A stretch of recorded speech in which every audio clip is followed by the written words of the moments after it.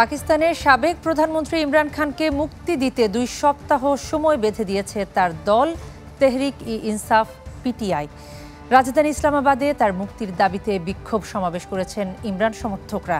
এ সময় পুলিশের সঙ্গে সংঘর্ষ হয় বিক্ষোভকারীদের।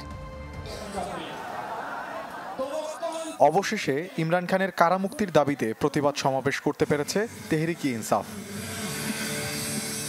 কথা ছিল জুলাইতে হবে এই সমাবেশ, কিন্তু প্রশাসনের অনুমতি মেলেনি। এরপর আগস্টে পুনর্নির্ধারণ করা হলে সেবারও শেষ মুহূর্তে বাতিল করা হয় তা।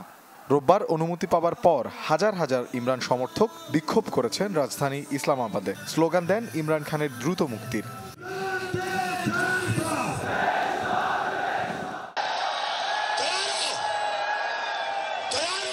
যদি আগামী 1 থেকে 2 সপ্তাহের মধ্যে ইমরানকে আইনি প্রক্রিয়ায় মুক্তি দেওয়া না হয়, তবে আমরা নিজেরাই তাকে মুক্ত করে আনব।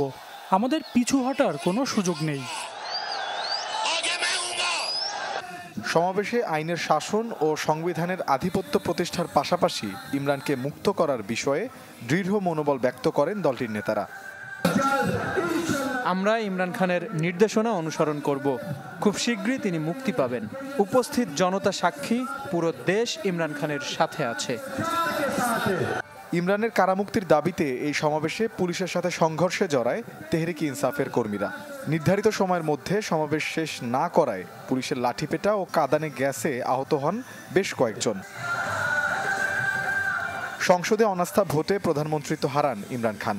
দেশটির সেনাবাহিনীর সাথে বিবাদ চরমে ওঠে তার।